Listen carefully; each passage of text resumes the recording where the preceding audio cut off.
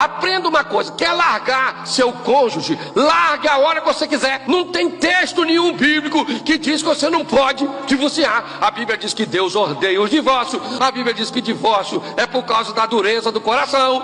Mas você pode lá, sua mulher está cozinhando mal, larga. Seu marido está roncando, larga. Se você for estudar a Bíblia, você vai descobrir que pode divorciar pelo que quiser. Mas você tem que saber também sobre casar de novo depois que divorciou, porque isso vai dar uma confusão na porta do inferno. Vim pra cá porque larguei você. Não bota a culpa em mim não. Você veio pra cá porque casou com outro.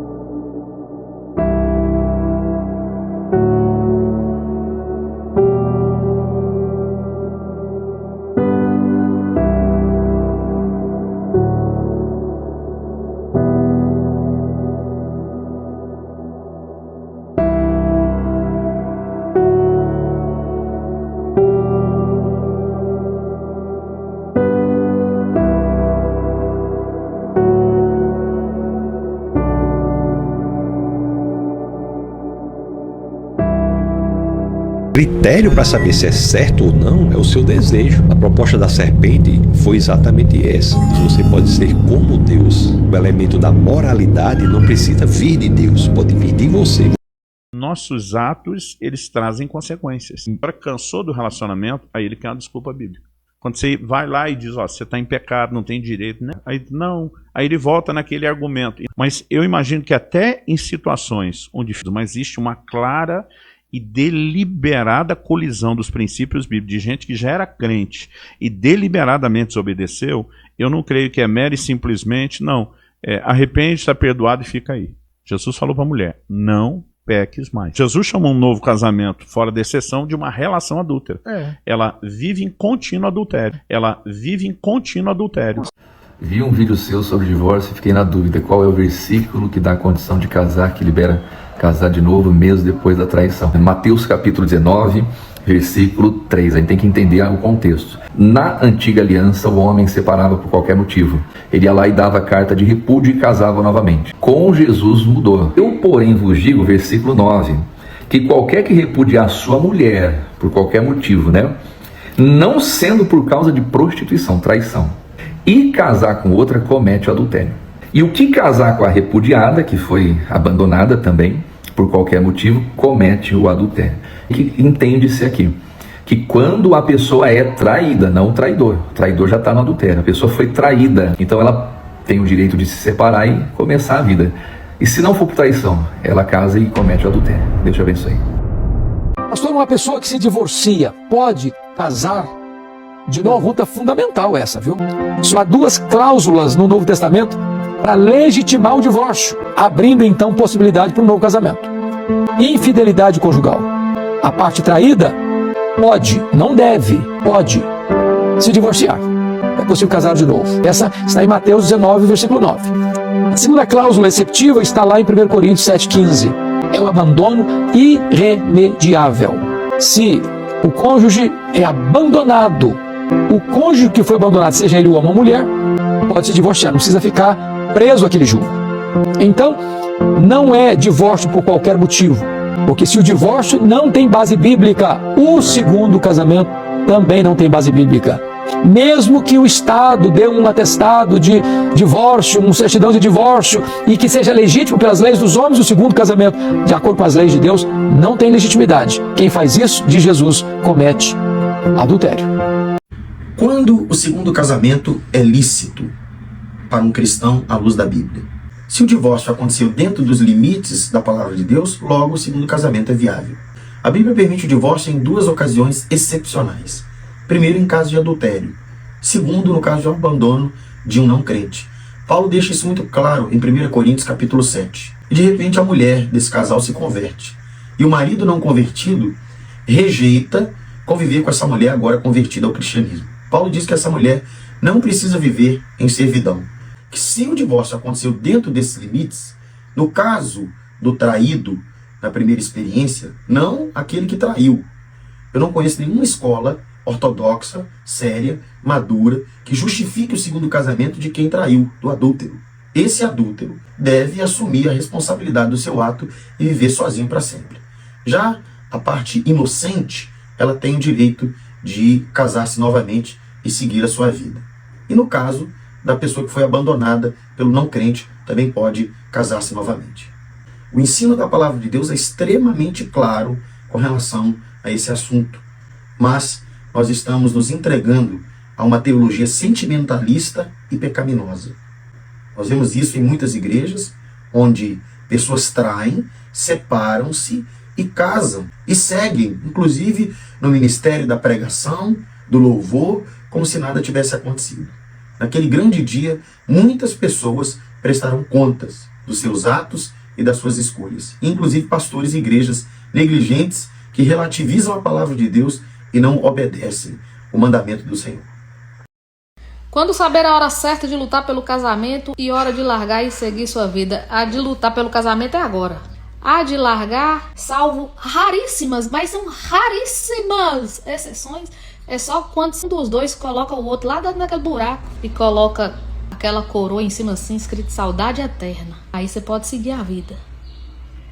Gostaria de saber se eu me casar com um homem divorciado, estou em pecado? Existe a separação por adultério e a pessoa está livre para um relacionamento. Agora, existe a separação por incompatibilidade. Então, essa pessoa divorciada, não porque o marido ou a mulher o traiu, esse realmente ele não pode ter um segundo casamento. Me divorciei depois de crente, posso casar de novo? Você precisa entrar em comunhão com Deus, um nível profundo, na palavra, no seu relacionamento com Deus, para que você possa ouvir do Senhor. Não é nos meus olhos que você vai olhar no dia do grande juízo da eternidade. Não é para mim que você vai prestar conta.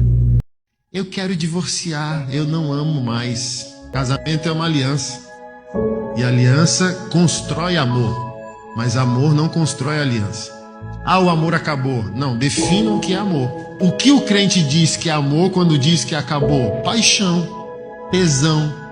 Você vai casar com outro ser humano, os problemas vão mudar só de CEP. É a aliança que sustenta o amor e não o amor sustenta a aliança. A aliança produz amor. Normalmente o argumento deles é da seguinte maneira: e a minha felicidade fica onde? A sua felicidade, ela está acima da sua fidelidade. Você não opera na aliança. Se aquele relacionamento está te dando benefício, você vai. Se o outro está te dando, você vai. Se o outro está te dando, você vai. Você não opera na aliança. O mundo espiritual opera por aliança. Então, você está com Deus, mas se tiver alguma situação que você tem que deixar ele de lado para você ser beneficiado, você vai. Porque você não tem aliança com Deus. Porque a aliança quer dizer estamos juntos em qualquer situação.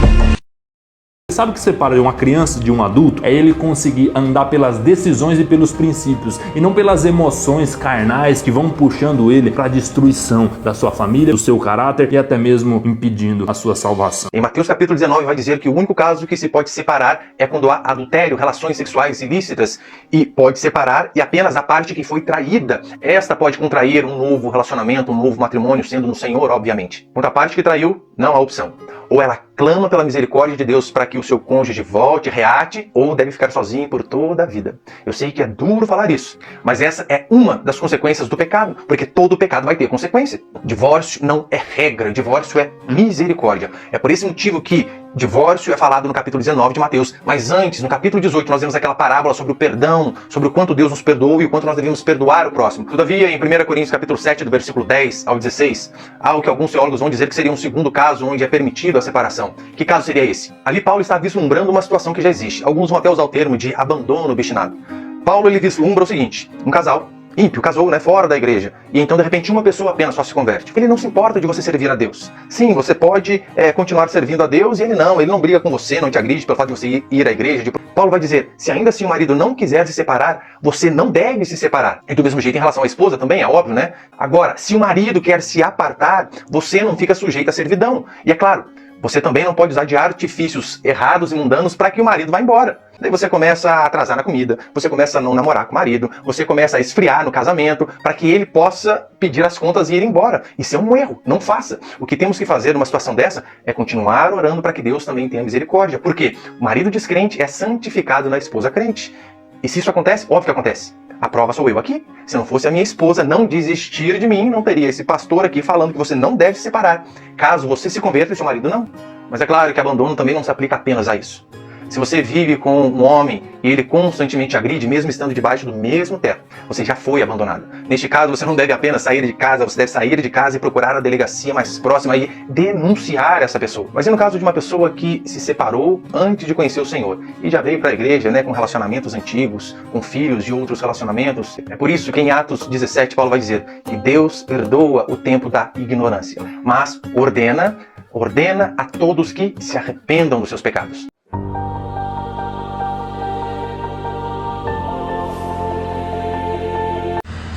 Pastor, é pecado segundo o casamento? Tudo isso diz e nós chegamos a conclusões. No caso de adultério é permitido o divórcio, também no abandono de lar. Então a ênfase bíblica é para que possa haver como permissão segundo o casamento no caso de adultério. Não é explícito no caso de abandono do lar, assim como também a Bíblia não deixa explícito no caso de agressão física. Então, pelos princípios da palavra de Deus, o divórcio ele é permitido nesses casos citados: abandono de lar, adultério e agressão física. Malaquias 2,16 diz que Deus odeia o divórcio. Mas se não houver condições de continuar nesses três casos citados, é permitido o divórcio, e pelos princípios da palavra de Deus, tão somente a pessoa que recebe tudo isso, ela pode sim contrair um novo matrimônio. Vocês são idólatras das próprias doutrinas de vocês.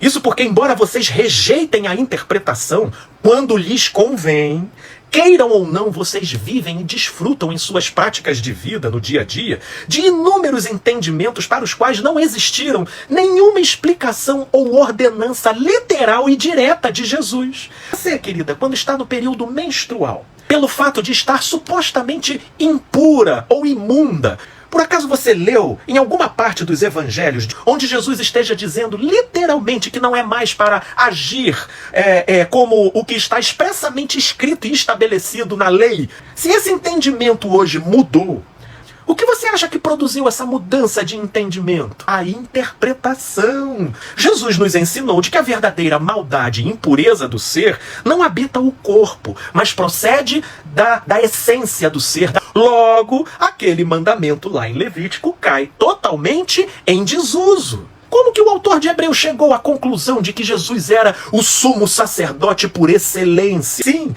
interpretação conforme o espírito da palavra. É o que você não quer. É o que você está rejeitando, querida.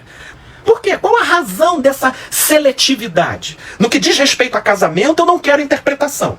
Mas naquilo que me convém, a interpretação me é conveniente. Vocês se negam a entender. Essa que é a verdade. E é como bem profetizou o profeta Isaías sobre vocês. Ouvi, ouvi e não entendais. Vede, vede e não percebais. Torna insensível o coração deste povo, endurece-lhe os ouvidos e fecha-lhe os olhos, para que não venha ele a ver com os olhos, a ouvir com os ouvidos e a entender com o coração, e se converta e seja salvo. Essa é a profecia que se realiza sobre todo aquele que deliberadamente despreza a interpretação, o sentido e o significado segundo o espírito da palavra, tão somente para não ter que rever ou abrir mão de suas próprias doutrinas e certezas. Love is not a feeling. Love is what you do in spite of what you feel. Love is what Jesus did on that cross, and love didn't feel good.